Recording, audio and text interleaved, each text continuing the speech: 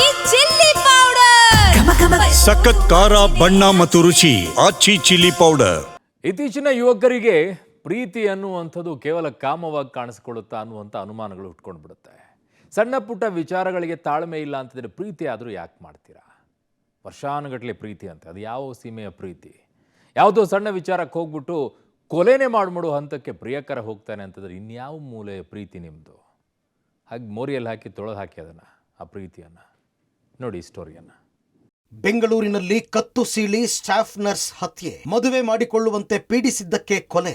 ಪ್ರೀತಿ ಪ್ರೇಮ ಅಂತ ಕೈ ಹಿಡಿದು ಸುತ್ತಾಡಿದ್ದ ಪ್ರಿಯಕರನೇ ಪ್ರೇಯಸಿಯನ್ನ ಕತ್ತು ಸೀಳಿ ಭೀಕರವಾಗಿ ಹತ್ಯೆ ಮಾಡಿದ್ದಾನೆ. ಕುಮಾರಸ್ವಾಮಿ ಲೇಔಟ್ ಪೊಲೀಸ್ ಠಾಣಾ ವ್ಯಾಪ್ತಿಯ ಪ್ರಗತಿಪುರದಲ್ಲಿದ್ದ ಯುವತಿ ಮನೆಯಲ್ಲಿ ಪ್ರಿಯಕರ ಪ್ರಿಯತಮೆಗೆ ಚಾಕುವಿನಿಂದ ಕತ್ತು ಸೀಳಿ ಕೊಲೆ ಮಾಡಿದ್ದಾನೆ. ಈ ಫೋಟೋದಲ್ಲಿರುವ ಯುವತಿ ಪ್ರಿಯಕರನಿಂದ ಕೊಲೆಯಾದವರು. ಹೆಸರು ಮಮತಾ. ಜಯದೇವ ಆಸ್ಪತ್ರೆಯಲ್ಲಿ ಸ್ಟಾಫ್ ನರ್ಸ್ ಆಗಿ ಕೆಲಸ ಮಾಡಿಕೊಂಡಿದ್ರು. ಜಯದೇವದಲ್ಲಿ ಜೊತೆಗೆ ಕೆಲಸ ಮಾಡಿಕೊಂಡಿದ್ದ ಹಾಸನದ ಸುಧಾಕರ್ ಎಂಬುವರ ಪರಿಚಯವಾಗಿ ಲವ್ ಆಗಿದೆ. ಲವ್ ಮಾಡುವಾಗ ಕೊನೆಯವರೆಗೂ ನಿನ್ನ ಜೊತೆಯಲ್ಲೇ ಇರುತ್ತೇನೆ ಅಂತ ಮಾತು ಕೊಟ್ಟಿರ್ತಾನೆ. ಆದರೆ ಅವಳಿಗೆ ಗೊತ್ತಾಗದೆ ಬೇರೊಂದು ಯುವತಿಯ ಜೊತೆ ಎಂಗೇಜ್ಮೆಂಟ್ ಮಾಡಿಕೊಂಡಿದ್ದಾನೆ.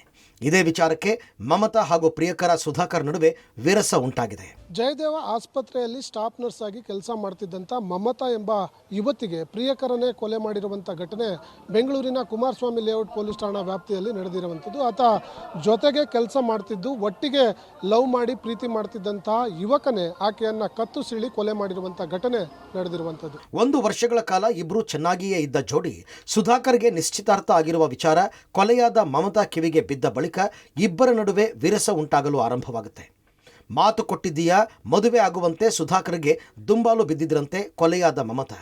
ಮದುವೆ ಮಾಡಿಕೊಳ್ಳುವ ವಿಚಾರಕ್ಕೆ ಇಬ್ಬರ ನಡುವೆ ಗಲಾಟೆ ಕೂಡ ಆಗ್ತಾ ಇತ್ತು. ಮಮತಾ ಅನ್ನೋರು ಬಾಡಿಗೆಗೆ ಬಂದಿದ್ರು. ಇವ್ರು ಸುಮಾರು 4 ತಿಂಗಳಾಯ್ತು ಅಷ್ಟೇ ಬಾಡಿಗೆಗೆ ಬಂದು, 4-5 ತಿಂಗಳಾಯಿತು. ನೋಡು, ಮನೆ ಕೊಟ್ಟಿದ್ದೀವಿ, ಜಾಬ್ ನಾವು ಆಗ್ಲಾಗ್ಲ ನಿಮ್ಮನ್ನ ಮಾತಾಡ್ಸಲ್ಲ.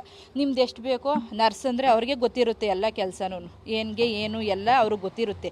ಹುಷಾರಾಗೆ ಇರಮ್ಮ ಅಂದ್ಬಿಟ್ಟು ನಾನು ಹೇಳ್ಬಿಟ್ಟೆ. ಆಮೇಲೆ ನಾನು ಇಲ್ಲೇ ಮನ್ಗಿದ್ದೆ ಕೆಳಗಡೆ ಮನೇಲೆ. ಆ ಹುಡುಗಿ ಶ್ರುತಿ ಫೋನ್ ಮಾಡ್ತು, ಆಂಟಿ ಮಮತಾದು ಸ್ವಿಚ್ ಆಫ್ ಆಗದೆ ಫೋನು, ನೋಡು ಆಂಟಿ ಅಂತ. ನಾನು ಇದೇ ಮನೇಲಿಂದ ಹೋಗಿ ಮೇಲ್ಗಡೆ ಹೋದೆ. ಆ ಹುಡುಗಿ ಹೋಗೋ ಅಷ್ಟರಲ್ಲಿ ಮಮತಾ ಅಂದೆ. ಫೋನು ಕೆಳಗಡೆನೇ ಮಡಗ್ಬಿಟ್ಟಿದ್ದೆ. ಇದೇನಿದು ಮಮತಾ ಅಂತ ಕರೆದೆ ಇಟ್ಕೆ ಆ ಹುಡುಗಿ ಮನೆಯಿಂದ ಈಚೆ ಬರ್ತದಲ್ಲ, ಇವಳು ಬಾಕ್ಲು ತೆಗಿತಾ ಇಲ್ವ ಅಂತ ಹೋಗಿ ನೋಡಿದ್ದೆ ಅಣ್ಣ. ಬಾಕ್ಲನ್ನು ಮುಟ್ಟಿದ್ನ ಗಾಬ್ರಿಲಿ ಮುಟ್ಲಿಲ್ವೋ ನನಗೆ ಗೊತ್ತಿಲ್ಲ. ಬಲೆ ತೆಗೆದ ತಕ್ಷಣ ರೂಮಲ್ಲಿ ಫುಲ್ಲು ಅವಳು ಮಖ ತಾವಿಂದ ಬ್ಲಡ್ ಫುಲ್ಲು. ನಾನು ನೋಡಿದೆ ಇಟ್ಕೆ ಸ್ವಲ್ಪ ಶಾಕ್ ಆಯಿತು. ನಿನ್ನೆ ಸುಧಾಕರ್ ಮಮತಾ ಮನೆಗೆ ಹೋದಾಗ ಮದುವೆ ಆಗು, ಇಲ್ಲದೆ ಹೋದರೆ ನಾನು ನಿಮ್ಮ ಮನೆಯವರ ಹೆಸರಿನಲ್ಲಿ ಡೆತ್ ನೋಟ್ ಬರೆದಿಟ್ಟು ಆತ್ಮಹತ್ಯೆ ಮಾಡ್ಕೊಳ್ತೀನಿ ಅಂತ ಬೆದರಿಸಿದ್ದಾರೆ. ಮಮತಾಳ ನಡೆಯಿಂದ ಕುಪಿತಗೊಂಡ ಸುಧಾಕರ್ ಮಮತಾಳನ್ನ ಕೊಲೆ ಮಾಡಿದ್ದಾನೆ. ಆರೋಪಿ ಸುಧಾಕರ್ ಮಮತಾಳನ್ನ ಮದುವೆ ಮಾಡಿಕೊಳ್ಳಲು ನಿರಾಕರಣೆ ಮಾಡಲು ವಯಸ್ಸಿನ ಅಂತರ ಎನ್ನಲಾಗಿದೆ. ಕೊಲೆಯಾದ ಮಮತಾಳಿಗೆ 39 ವರ್ಷ ಹಾಗೂ ಆರೋಪಿ ಸುಧಾಕರ್ಗೆ 25 ವರ್ಷ ವಯಸ್ಸಾಗಿತ್ತು. ಹಾಗಾಗಿ ಮದುವೆ ಮಾಡಿಕೊಳ್ಳಲು ನಿರಾಕರಿಸ್ತಾ ಇದ್ದ. ಮತ್ತೊಂದು ಕಾರಣ, ಮಮತಾಳಿಗೆ ಬ್ರೈನ್ ಟ್ಯೂಮರ್ ಆಗಿ ಗುಣಮುಖವಾಗಿದ್ದರಿಂದ ಮದುವೆ ನಿರಾಕರಿಸಿದ್ದ ಆರೋಪಿ ಸುಧಾಕರ್ ಅಂತ ತಿಳಿದು ಬಂದಿದೆ.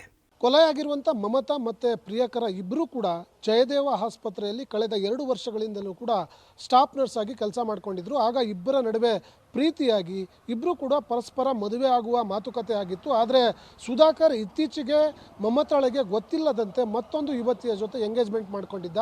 ಆ ಕಾರಣಕ್ಕಾಗಿ ಮಮತಾರಿಗೆ ಮದುವೆ ಮಾಡ್ಕೊಳ್ಳಿಕ್ಕೆ ನಿರಾಕರಣೆ ಮಾಡ್ತಿದ್ರು.